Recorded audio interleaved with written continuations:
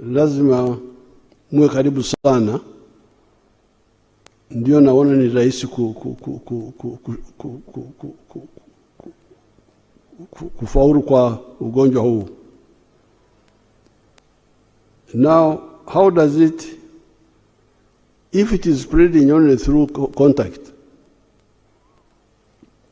and intimate contact, then it means really it is spreading because of carelessness. Carelessness. So ugonjwa huu unaambukiza kwa kukabiliana sana, kuwa karibu sana,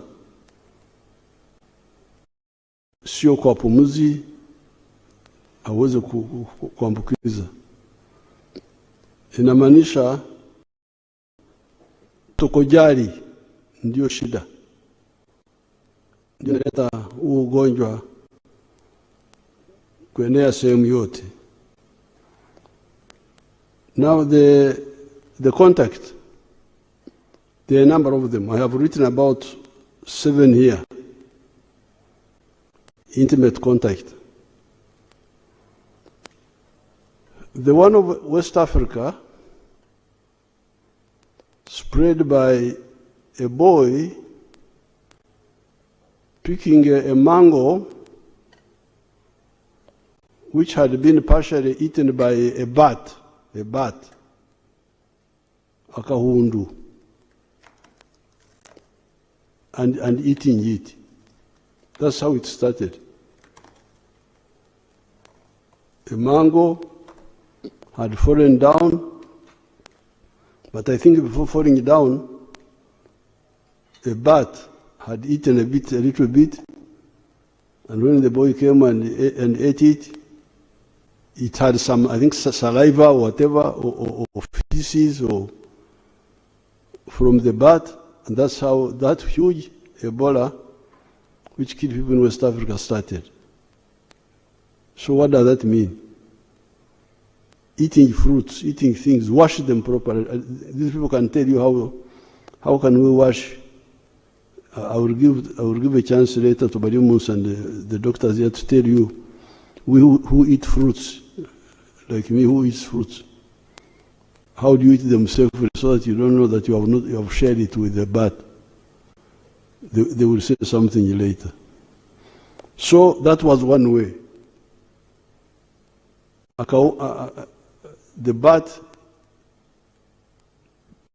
sat on that fruit, maybe eat a little bit or what, or urinated there, whatever. Then the fruits fell down. The boy picked it, ate it without washing. That's how the whole thing started. I don't know how many people died. Very many people died that time in West Africa.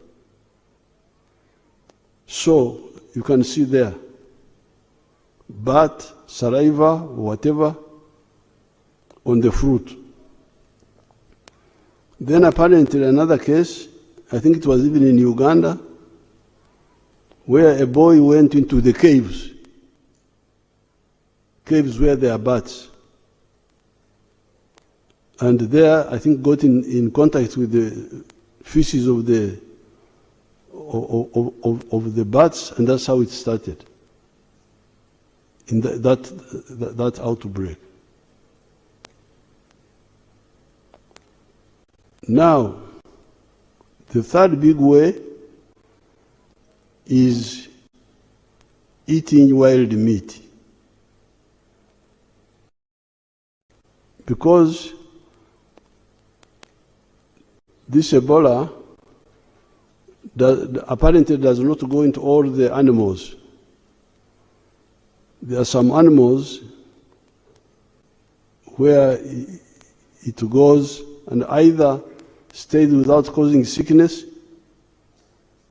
or even kills the animal itself. These doctors can tell you which ones, they can list them later. But one of them are the monkeys. The monkeys, if you eat monkeys, you are going to get Ebola. I don't know whether cooking the meat properly would save. They can educate you about it. Cooking the meat properly. But even if you cook the meat properly, there is a danger when you are slaughtering. When you are slaughtering, if the skin is intact, you've got no crack in your skin, the virus may not get into you. But if you touch yourself in the soft parts of your body, the nose, the eyes, it will enter you. The virus will enter you. So you have the monkeys, you have the bats, those bats. I hear there are some people who eat them also. Then even some of the wild animals, like the enuma, the one which looks like a goat, they say. But you can have the whole list. These people will give you the whole list.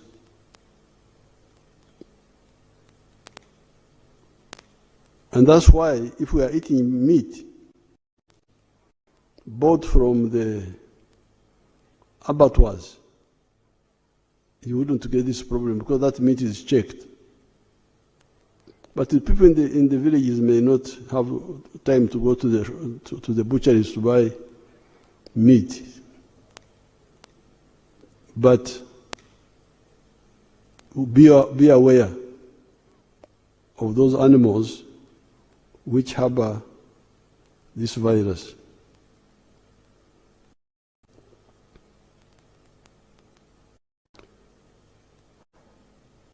We were talking with the head of the WHO here the other day, and he told us that the people who have died quite a bit in some of the areas,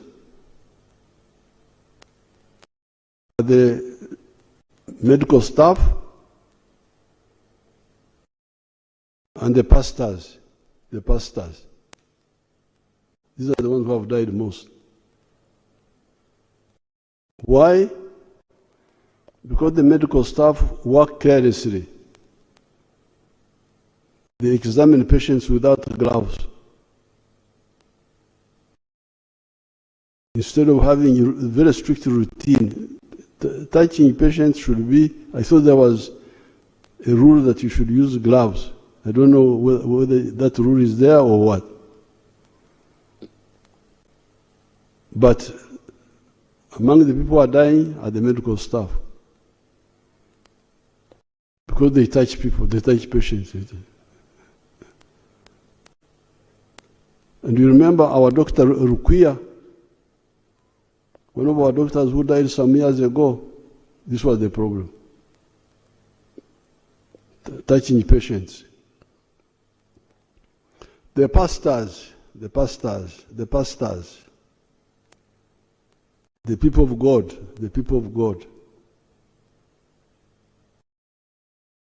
they are the ones who touch patients, that they are healing them. If you pray, God, you can pray, God is not deaf. You will pray without touching. God is not deaf. He will hear you. This misuse of the other time when we had Corona here, the Archbishop of Canterbury came here. They said he wanted to bless me. I said, no, I don't. You bless me from a distance. Don't touch me. He couldn't touch me. I could not greet him even. I refused. What's all this? In the book of Genesis, it says, establish dominion over nature. Trade order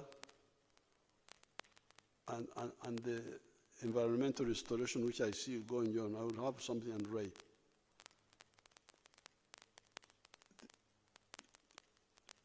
These issues are not just environment. It is also survival, our survival.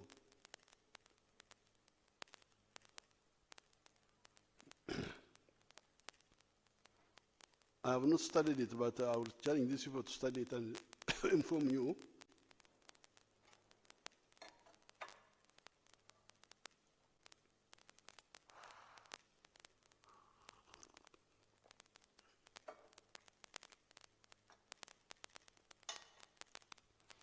The bats.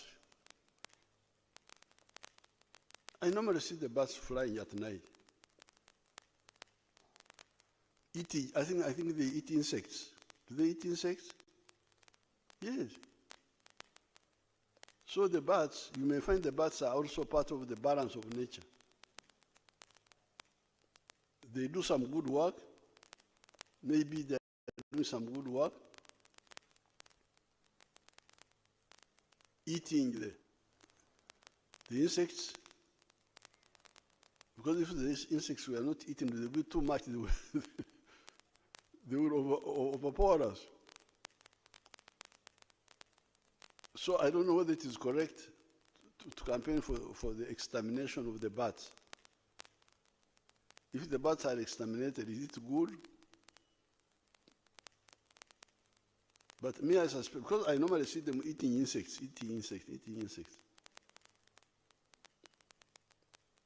And I had no problem with the bats. They were there at Chamate Boys School. They were in the roof. We're not bothering you with them. Because they don't eat other. It's only now that they have this problem. So, if they were in the forest, and we are not invading the forest, disturbing their habitat, and they come, eat the insects, go back, that's how it's part of the balance of nature. They would actually be doing a good job. But when we invade the forests and the caves and the what, that's how we now provoke problems also.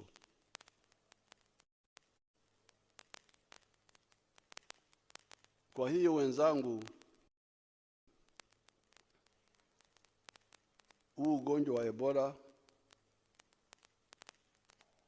ni rahisi kusimamishwa, kukomeshwa, kwa sababu kwanza hauambukizi sana, sio kama corona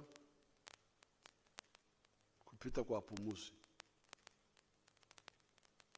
Mpaka ushikane na mtu mkono,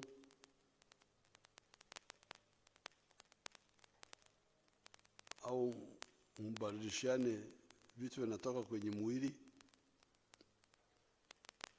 ndio anakuambukiza. Au kula zile nyama ambazo tumetaja pale.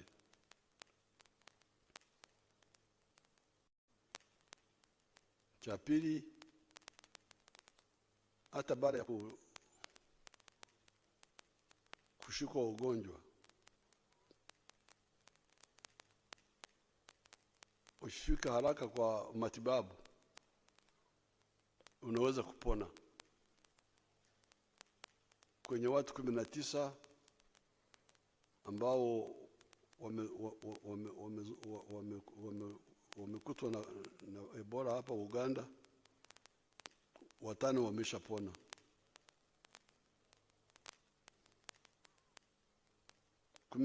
Kwa hao 19 ni watu wetu, ndugu zetu kutoka Kongo, na inasemekana wanatoka kwenye familia moja.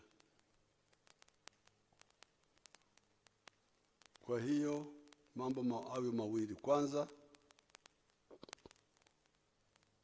ugonjwa hauambukizi sana kama corona, ni rahisi kukomeshwa. Tukiacha kushikana mikono, tukiacha kufanya ile mambo yote tumetaja hapa, kushika maiti bila kujua mtu amefariki kwa sababu gani. Wale watu wa Mungu kuweka mikono juu ya wagonjwa, waganga, watu wafanyakazi wa afya kushika wagonjwa bila kinga, bila gloves. Hizo gaps zote ndizo zinaleta shida, lakini ni rahisi kusimamishwa. Wacha niachie hapa, alafu niulize kama waganga wanataka kuongezea.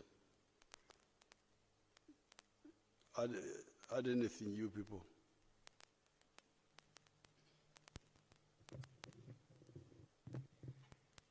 Thank you very much, Your Excellency, for that elaborate explanation to the viewers and listeners about this disease, the Ebola outbreak. Your Excellency, like you have clarified, Ebola belongs to a group of diseases we call zoonoses or zoonosis. This one means that the organism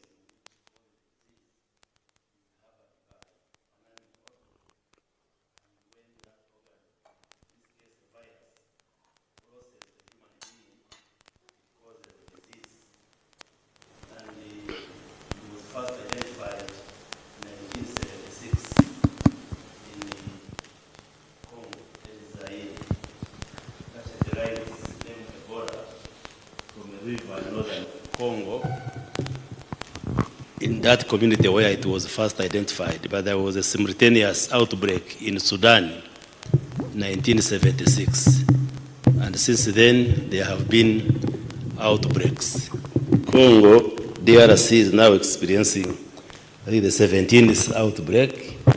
In Uganda, we had the first outbreak in 2000, and we are now having the 9th outbreak. Because we have been having outbreaks, some big, like the one which was in northern Uganda, and even in Bundibujo. Others have been small. You have explained there are animals which are reservoirs, which harbor this virus. And the most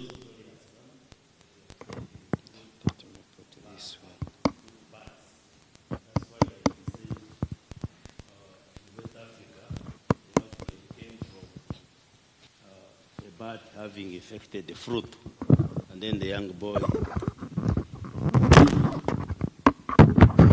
ate the fruit. But there are also other animals like monkeys and the non-human primates like chimpanzees.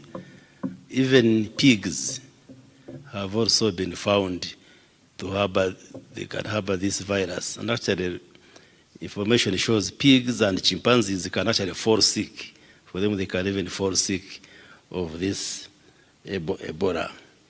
And once it infects you, it takes 2 to 21 days to incubate before it develops into symptoms and one gets sick.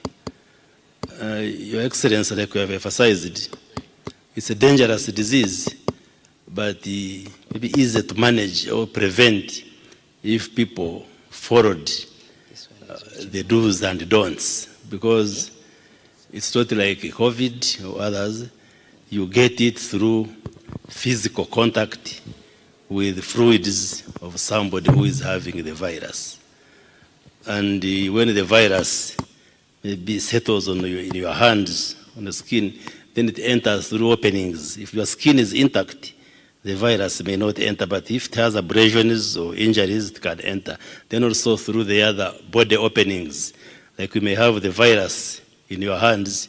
If you touch your mouth, you touch your nose, touch your ears, eyes, sexual organs, like through sex, those are openings which can allow the virus to enter your body, and then it causes damage, like you have explained.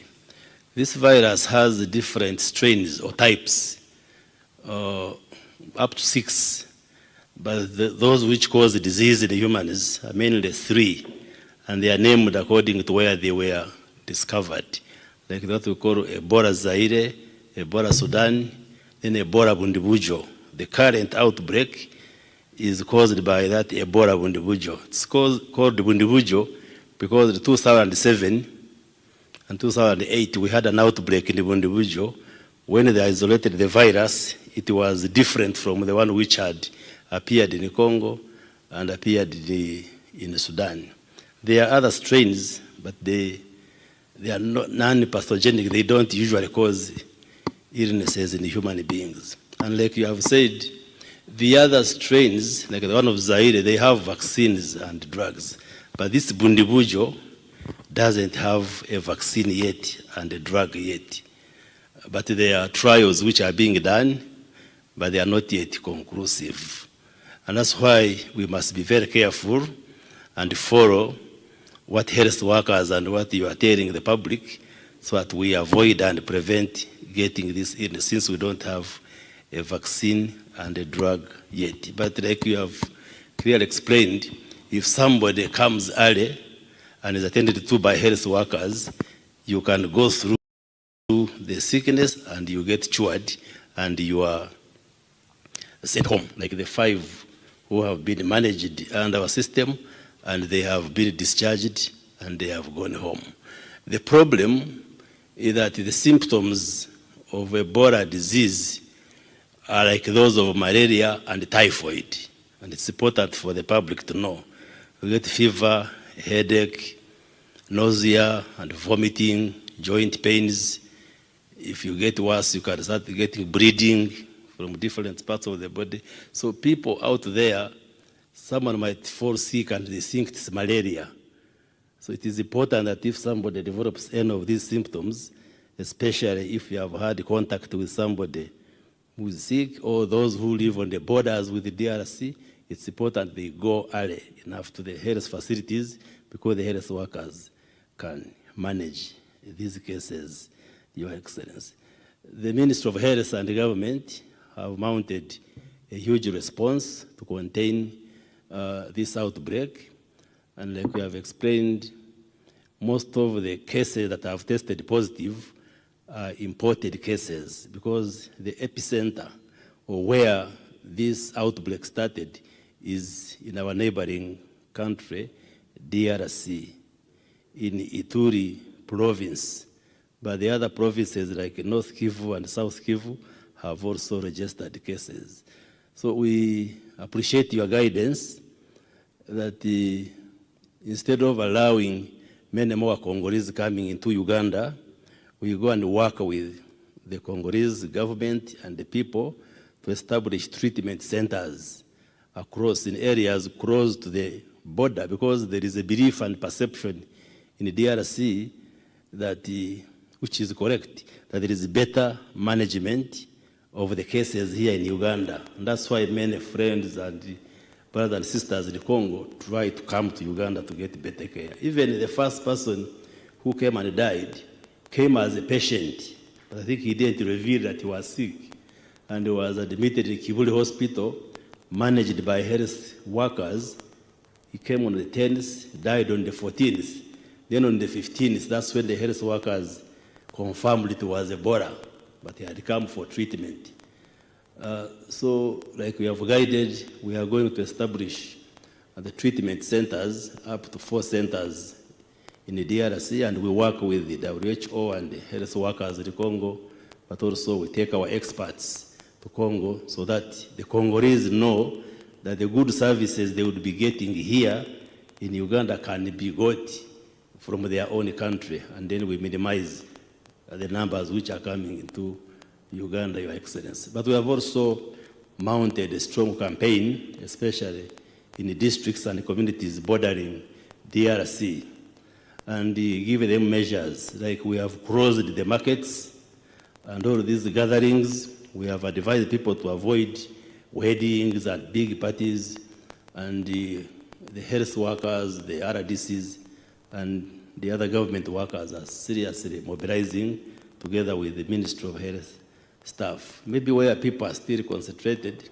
but we have given them guidelines, like in schools, because we didn't want to close schools, but all schools have been given guidelines on infection control measures, like ensuring that the learners can wash their hands, use sanitizers, and all the preventive measures. And also the churches and the prayer gatherings, they have got all the guidelines on what to do to ensure that those who come for prayers remain safe and do not become a vehicle for transmitting the virus, Your Excellency.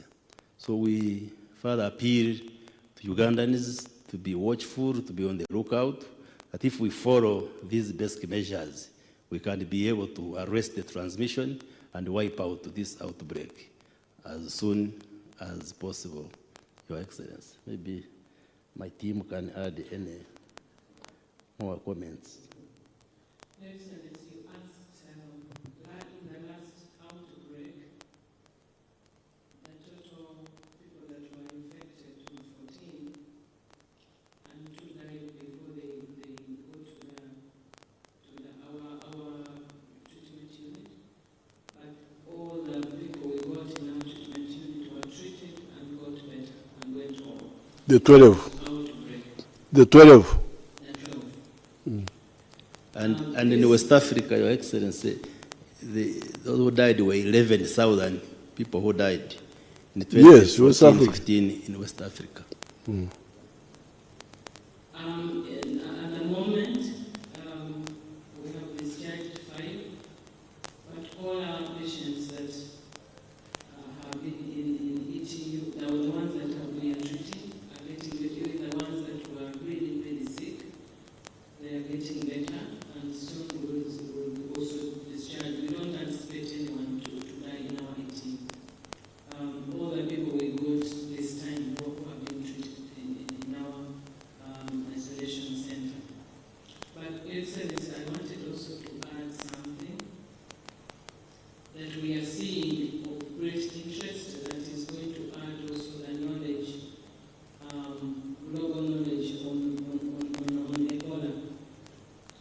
We have seen that when people start getting symptoms, the virus is highly concentrated in the saliva, in the vomitus, and in the stool. It is high concentration. It is much more concentrated in the Alimentary canal. gastrointestinal system, more than even in the blood. Even the people who are clearing the virus, now we are changing our protocol because we don't go by only the blood, that when the blood is cleared of the virus, we let go. Even for women, for men we know that the semen keep the virus for a longer period. Some have gone to, as you said, up to 9 months. For women, we were very interested. We want also to check to know whether also in their fluid that virus stays for long. But what is very clear now is that even when people clear in the blood, the virus takes a little longer to clear in the saliva and in the stool and in the vomitus. So people even can clear, can get better, but when they are still shedding some virus, meaning that the alimentary canal is a very fertile ground for the virus to multiply, and really it's like a safe haven. I think that there is no strong defense in the alimentary canal that fights it, but also that's why it multiplies very, very fast. So we are saying, number one, that even when somebody has symptom of fever, do not share a cup. Do not drink on a bottle someone has drunk. Do not share a cup. Number two, for people who are in the villages during mango times and all these fruits season, do not eat on any fruit that you have found that is bitten or it has some broken part, because you do not know what animal could have eaten that fruit.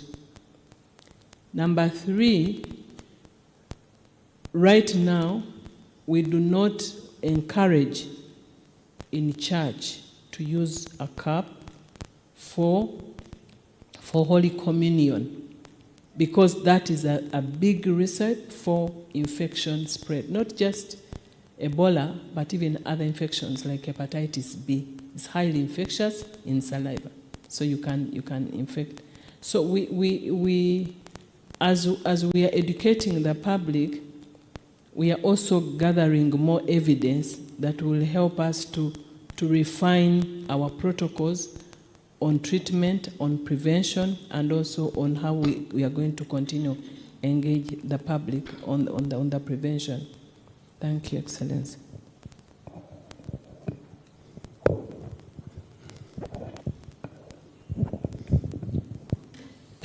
Your Excellency, thank you. That is the commander of diseases.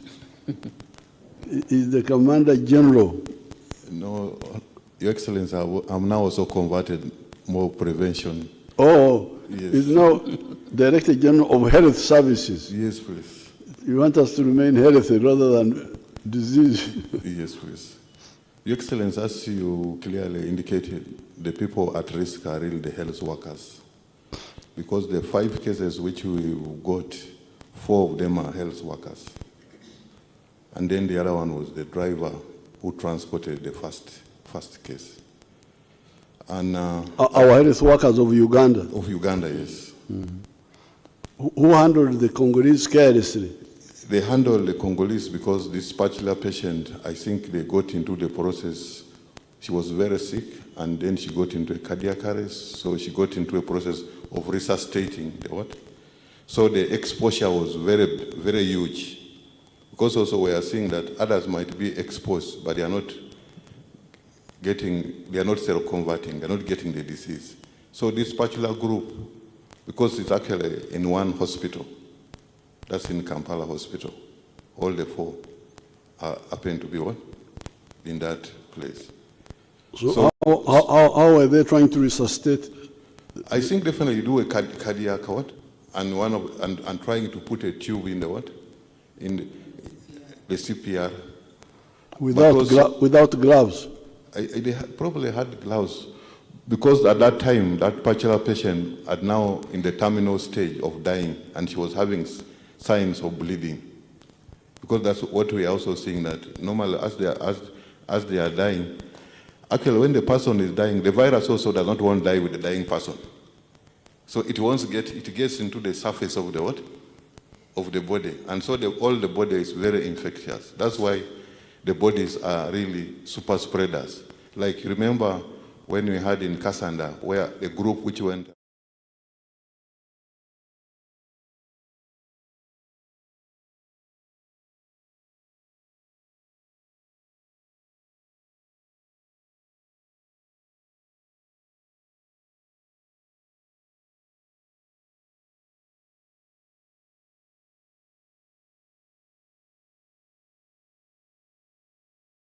Where was the carelessness? The carelessness now, because now I am sure that the patient there was a lot of bleeding and probably a lot of probably vomiting, a lot of fluid coming through the throat, and even when they were trying to put the endotracheal tube, there was already a bleeding which was coming out. So in the process, the gloves sometimes how could they have done it safely? Now to put on the gown. In that kind of patient now, they needed to have put in what we call now, it would have needed to put in an Ebola suit where they should have been able to have goggles. Because like when you spoke about the late Matthew Lukuya, the exposure he had is that the patient was agitated because of restless, because he was about to die. So in the process, a lot of either he coughed, then it got into his what? Into his face. So that's how he got contamination. So it gave him a lot of high-risk exposure. Okay, so Ugandans and other friends, this what we wanted to share with you. Have we had any new cases in the last? In the last 5 days, we've not registered any additional cases. Please, you can see this is a very simple thing. A few people came from Congo. A total of how many now, including the ones who died are all Congolese? The two. So that means that 16 Congolese came, and The 14 included the two who died. So the total are 14. Oh, 14, okay. The two died. 12 are the ones that we've been treating. So you people, Uganda, you can see now, this is just simple mismanagement of something that can be managed. 14 people from Congo came. The two who came late died. The 12 who came early, 5 have already recovered. All the 5 are Congolese. One is a Ugandan, the driver. Okay. Then the 4 are Congolese. So out of the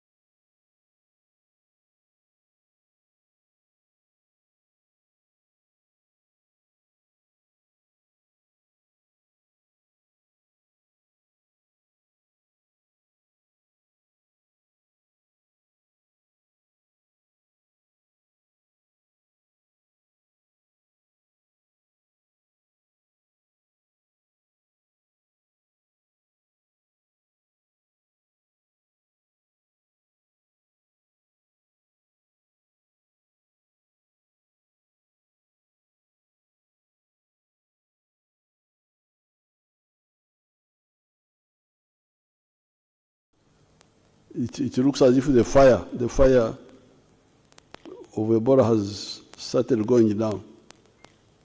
So therefore, please, we've got a lot of work to do. Let's be very serious. We don't have to keep playing around with it. Listen carefully and act. This is easy to stop. We stopped it in the past, we can stop it now. Thank you so much. God be with you.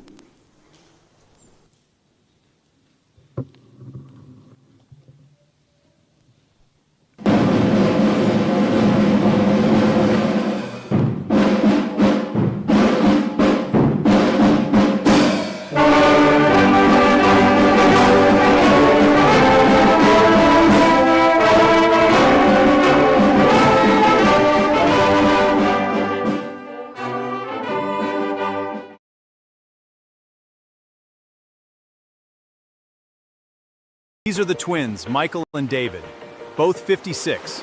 Let's see which one transforms faster. Michael spent hours at the gym every week, still felt stiff, still had the same